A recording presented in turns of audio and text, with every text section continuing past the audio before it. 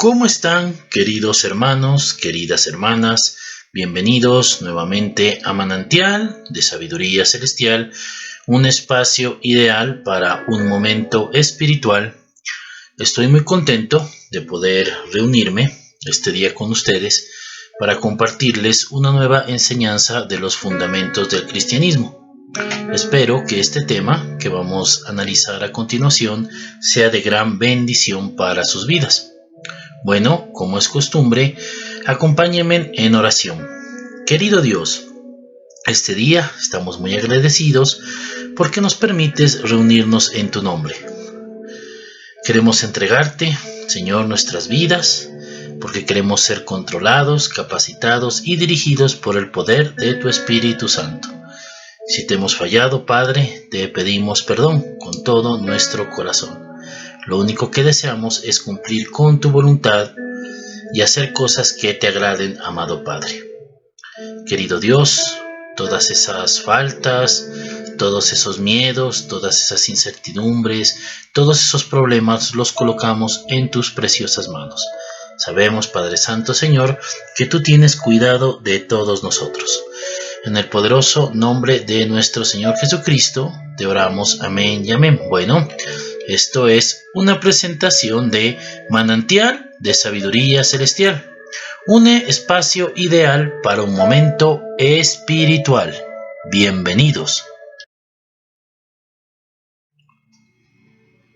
Fundamentos del cristianismo, lección 9. El enemigo interno. Como cristianos ya hemos muerto al viejo hombre, ya que éste fue crucificado en la cruz con el Señor.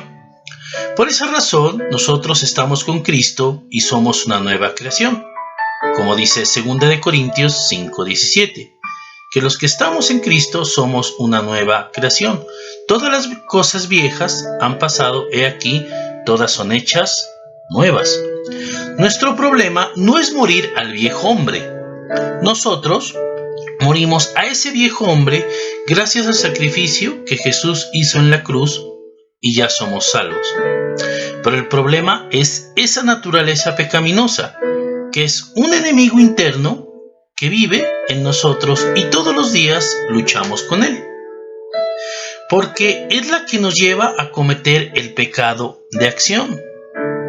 Un claro ejemplo de la naturaleza pecaminosa es la lucha espiritual que llevaba el apóstol Pablo con ella, como lo dice Romanos 7 del 16 al 25. Ahora bien, si hago lo que no quiero, estoy de acuerdo en que la ley es buena, pero en ese caso ya no soy yo quien lo lleva a cabo, sino el pecado que habita en mí. Yo sé que en mí, es decir, en mi naturaleza pecaminosa, nada bueno habita. Aunque deseo hacer lo bueno, no soy capaz de hacerlo. De hecho, no hago el bien que quiero, sino el mal que no quiero. Y si hago lo que no quiero, ya no soy yo quien lo hace, sino el pecado que habita en mí. Así que descubro esta ley, que cuando quiero hacer el bien, me acompaña el mal. Porque en lo íntimo de mi ser me deleito en la ley de Dios. Pero me doy cuenta de que en los miembros de mi cuerpo hay otra ley, que es la ley del pecado. Esta ley lucha contra la ley de mi mente y me tiene cautivo. Soy un pobre miserable. ¿Quién me librará de este cuerpo mortal? Gracias a Dios por medio de Jesucristo, nuestro Señor. En conclusión, con la mente yo mismo me someto a la ley de Dios, pero mi naturaleza pecaminosa está sujeta a la ley del pecado. Entonces, en este tema vamos a analizar cómo se manifiesta la naturaleza pecaminosa y las armas que utilizamos para combatirla. Recuerda, tú eres una nueva creación por el sacrificio que Jesús hizo en la cruz por ti. Pero asimismo, nosotros tenemos que combatir contra esa naturaleza pecaminosa que se manifiesta por medio del pecado heredado de nuestros primeros padres. Esa es ese enemigo interno que todos los seres humanos tenemos y que tenemos que combatir diariamente. Así que iniciemos. Primero, la manifestación de la naturaleza pecaminosa. Gálatas 5, del 16 al 22. Así que les digo, vivan por el Espíritu y no seguirán los deseos de la naturaleza pecaminosa, porque ésta desea lo que es contrario al Espíritu y el Espíritu desea lo que es contrario a ella. Los dos se oponen entre sí, de modo que ustedes no pueden hacer lo que quieren. Pero si los guía el Espíritu, no están bajo la ley. Las obras de la naturaleza pecaminosa se conocen bien: inmoralidad sexual, impureza y libertinaje, idolatría y brujería, odios, discordias, celos, arrebatos de ira, rivalidades, disensiones, sectarismos, envidias, borracheras, orgías y otras cosas parecidas. Les advierto ahora, como antes lo hice, que los que practican tales cosas no heredarán el reino de Dios. En cambio, el fruto del Espíritu es amor, alegría, paz, paciencia, amabilidad, bondad, fidelidad, humildad y dominio propio.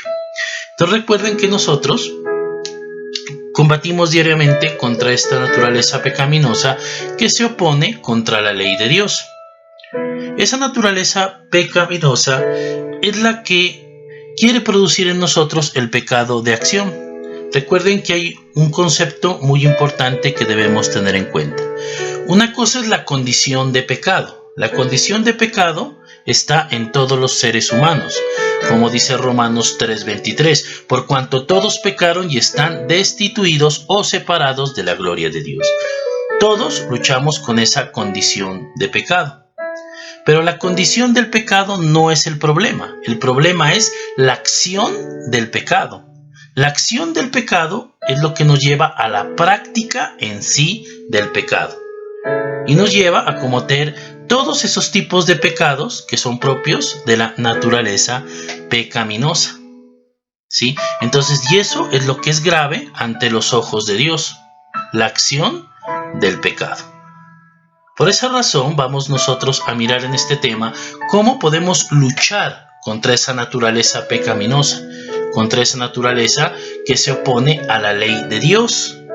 Pero aquí el pasaje ya nos está dando una clave, que es llenarse del Espíritu Santo para que éste produzca en nosotros el fruto del Espíritu Santo. Cuando tú te llenas todos los días del Espíritu Santo por medio de la oración, se empieza a producir en tu vida esas nueve virtudes que vienen dentro del Espíritu Santo. ¿Sí? Entonces recuerda, la naturaleza pecaminosa está en cada uno de nosotros. Lo importante es no dejarnos llevar y que ella gane, que ella se manifieste en nuestras vidas y nos lleve a cometer el pecado de acción. Todos estamos bajo la condición de pecado, pero la acción del pecado sí es una decisión que cada ser humano toma. La palabra de Dios dice que si alguno es tentado, no diga que es tentado de parte de Dios, porque Dios no puede ser tentado por el mal, ni él tampoco tienta a nadie, sino que cada uno es tentado y seducido por sus propios malos pensamientos. Entonces recuerda, la naturaleza pecaminosa siempre quiere llevarnos a pecar, pero tú decides si lo haces o no. La naturaleza pecaminosa siempre va a estar contraria a la ley del Espíritu. Y cuando el ser humano, es decir, cuando nosotros dejamos que esa naturaleza pecaminosa tome poder sobre nuestras vidas, pues lo más seguro es que se manifiesten todos estos tipos de pecado. Por esa razón es necesario que entendamos que contra este enemigo no funciona la medicina curativa, sino la preventiva. Contra la naturaleza pecaminosa es necesario anticiparse. Así que a continuación vamos a ver con qué armas Dios nos ha dotado para poder combatirla. Analicemos nuestras armas defensivas. Mateo 26:41. Estén alerta y oren para que no caigan en tentación. El espíritu está dispuesto, pero el cuerpo es débil. Entonces recuerda, debemos estar alertas y orar. Recuerda que las tinieblas no descansan de hacer el mal.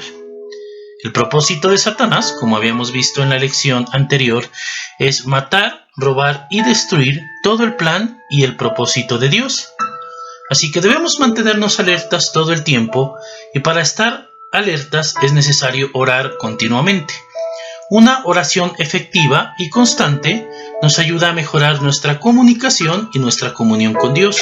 Y eso va a permitir que nuestro espíritu esté alerta ante los ataques y ante las tentaciones producidas por esa naturaleza pecaminosa. Según Isaías 58, del 6 al 9, dice: el ayuno que he escogido no es más bien romper las cadenas de injusticia y desatar las correas del yugo, poner en libertad a los oprimidos y romper toda atadura. ¿No es acaso el ayuno compartir tu pan con el hambriento y dar refugio a los pobres sin techo? Vestir al desnudo y no dejar de lado a tus semejantes. Si así procedes, tu luz despuntará como la aurora y al instante llegará tu sanidad.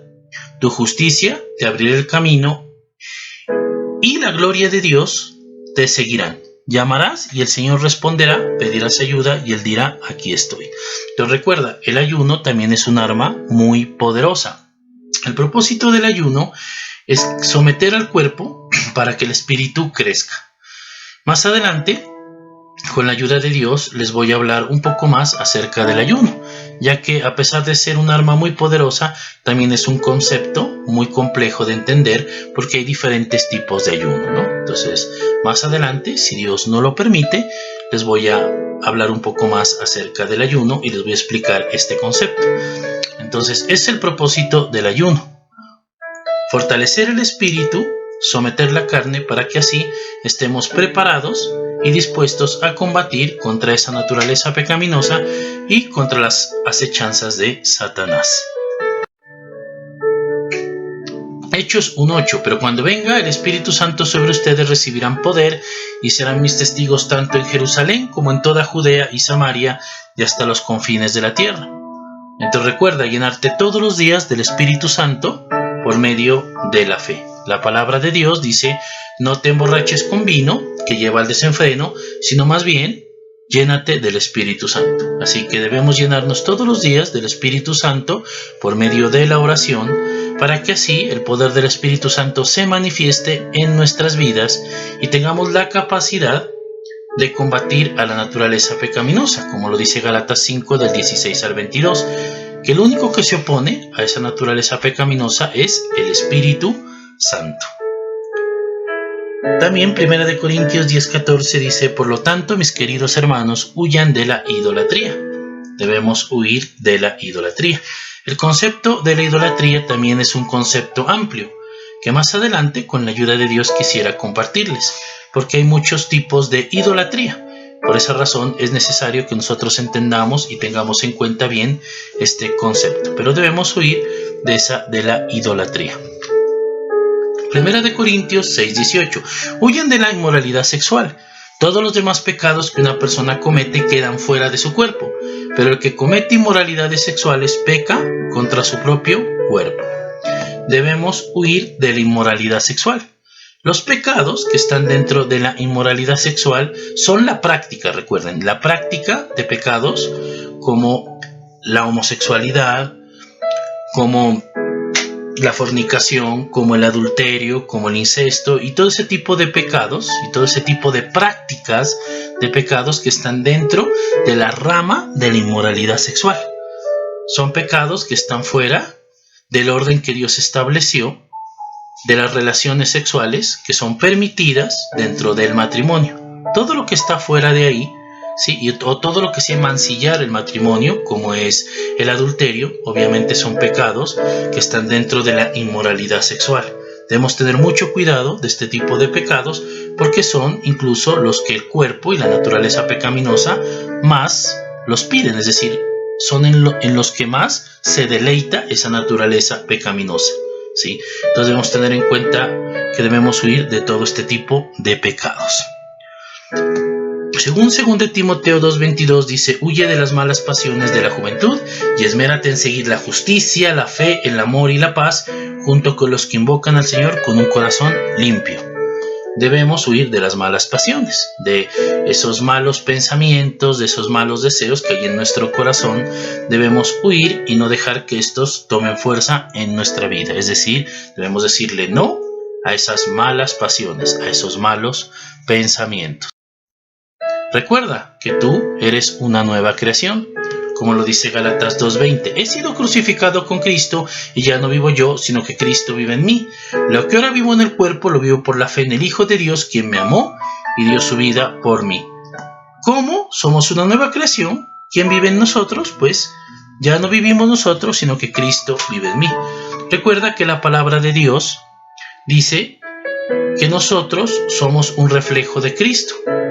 El apóstol Pablo en 1 Corintios 11:1 dice: imítenme a mí como yo imito a Cristo. Entonces, un cristiano es aquel imitador de Cristo. Es como Cristo se refleja en tu vida. Y asimismo la gente pueda mirar en ti a ese Cristo resucitado. ¿Por medio de qué? Del valor del testimonio. Pero para eso debemos crucificar ese ego, ese yo, esa naturaleza pecaminosa y dejar que Cristo y el Espíritu Santo gobierne en nuestros corazones y en nuestras vidas.